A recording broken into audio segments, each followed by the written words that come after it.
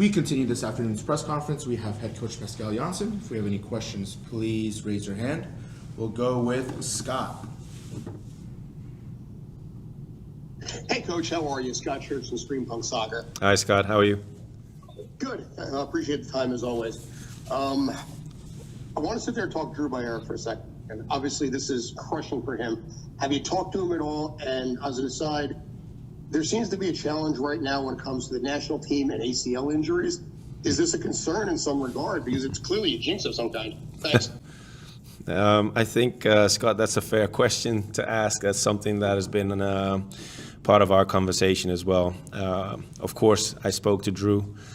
We contacted each other shortly after it happened in Spain.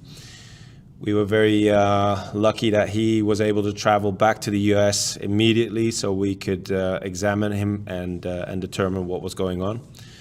It's very hard for the kid. ACL, young age, but like you said, Scott, it happened at national team. It's the same as what happened with Alonso back in October 25. So it's been part of our conversation, and we're not quite sure how we're going to address these things, but it's something that has our attention for sure. Javier?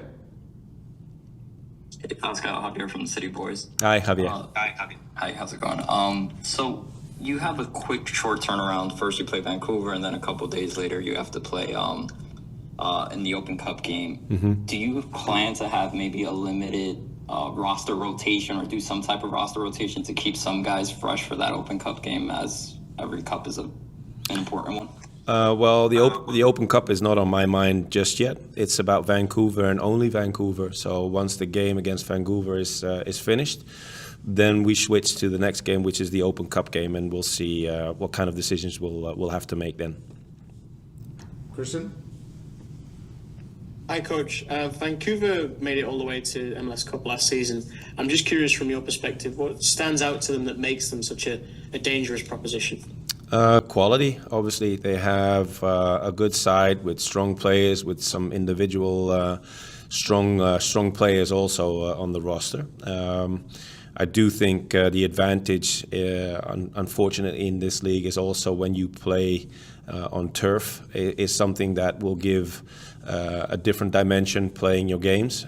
So I think that's an advantage for any team, not only Vancouver. But it doesn't deny the fact that they have a strong side with some very good players on their roster.